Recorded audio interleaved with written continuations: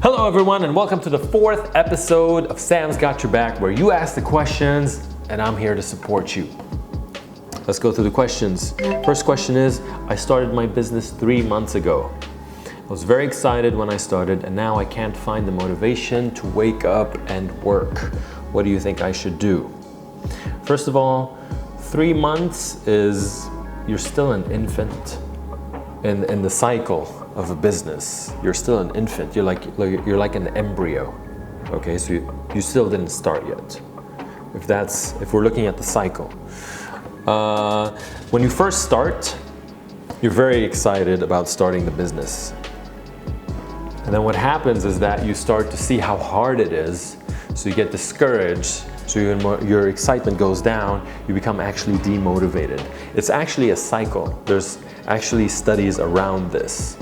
So when you're first starting, you're going up, you're very excited, so you need to capitalize on this momentum of actually being excited, and then you're gonna get to a plateau where you discover that it's really fucking hard to actually get this going.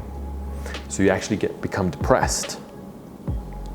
So what needs to happen is that you need to be aware that you are in the cycle, which is very normal. Second of all, you don't do it when it's easy. You do it when it's fucking hard. Entrepreneurship is a game that strengthens your character, because it's not about really the hard work. It's about tackling the fears, the doubt, the insecurities, the worries, the pushback from people, the rejections from people telling you it's not gonna happen, no, we don't wanna work with you. So if you're looking for motivation, you're gonna get disappointed. So you need to look within you and find that place within you where you're able to work and do the necessary, even if you don't feel like it. There's something about entrepreneurship that teaches you how to actually do things when you don't feel like doing them. If you're looking for motivation to do it, you're fucked. You need to look for drive. Fuck motivation. Don't wait till you're motivated to do it. You actually need to do it if you feel like it or if you don't feel like it.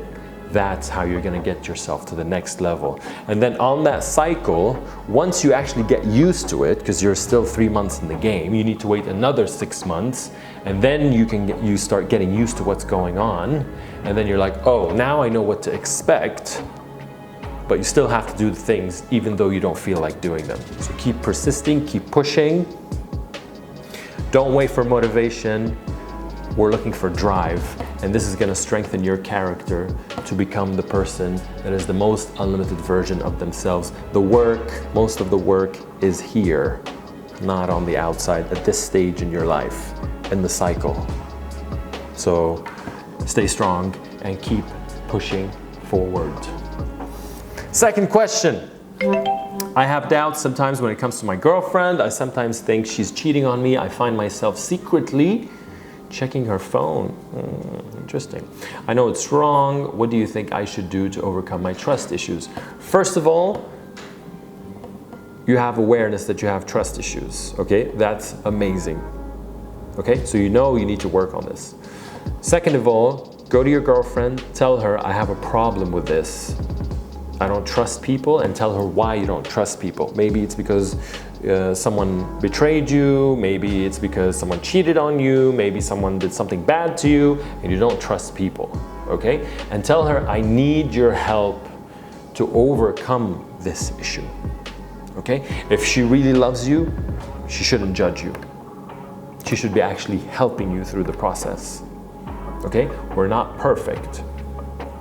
Second of all, this is gonna sound really bad, but I don't have a problem with couples checking each other's phones. There shouldn't be a problem. Listen, let me tell you something. If your girlfriend or your boyfriend needs to lock their phone and you can't access it, there's something messed up about your fucking relationship. Don't try to convince me otherwise, because there's something messed up in your relationship if you can't check your girlfriend or your spouse's phone, okay? So I have no problem with my girlfriend checking my phone. She has no problem with me checking her phone, okay? And the fact that we both have access to each other's phones proves that we don't need to actually check each other's phones. But, however, sometimes we feel insecure about ourselves.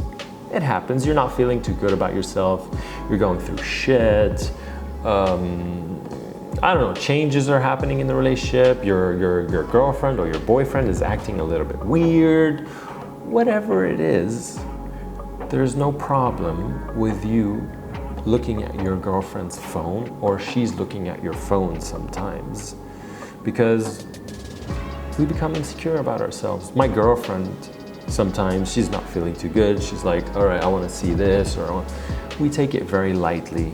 You know, I look at her phone whenever I want in front of her. It's not like I need to be secretive about it, okay? So I don't think you should be ashamed of yourself to be actually looking at your girlfriend's phone, or vice versa. Third question, I overthink a lot. I do not take action. How can I stop overthinking?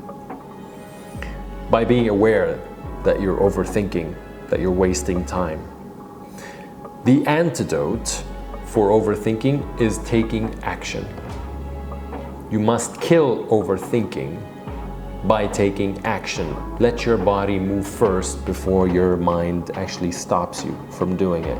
Because your mind is always trying to convince you that you're gonna embarrass yourself, you're gonna look stupid, you're gonna make a mistake, you're gonna fail. So overthinking is a mechanism of actually protecting yourself from actually failing, making mistakes, embarrassing yourself, looking bad. Okay, so first of all, you need to overcome the idea of how you're gonna look. That you're gonna embarrass yourself and you're gonna look stupid, which is gonna ultimately lower your self-esteem or lower your status, okay? You should not be concerned with actually looking great. That's the problem with a lot of people. I ask them, do you love compliments? Like, yeah, I love compliments. I'm like, that's your problem. You value compliments too much that you're actually not taking action because you want to look good and you want other people to tell you look good so that you actually feel good about yourself. So get rid of this idea. You should not look for external validation. You should look for internal validation that you are a person of integrity, that you are taking action. That's what matters the most. Okay? People are so consumed with looking great and succeeding, whereas I know that failure is the prerequisite to success. So I'm actually looking for failure rather than pursuing success. I know when I do shit for the first time, it doesn't work out. So I am numb to the idea of embarrassing myself. I embarrass myself a lot of times. I don't give a fuck. When you don't give a shit what people think about you, you will not be consumed with being confident, with the idea of being confident. Because you don't care about other people, you don't care about what they think. You're really concerned with the love of the people that you care about the most. So yes, kill overthinking with taking action. Even though you make mistakes, you got knocked down, you stand up and you keep moving forward. I don't have a problem with people failing. I have a problem with people actually giving up. Because if you give up, nothing happens. Anyway, I hope that helps. This is the end of our episode. Please, if you like the episode, comment below. Tell me what you think. Give me your questions. Like, share, comment, subscribe. And remember, Sam's got your back.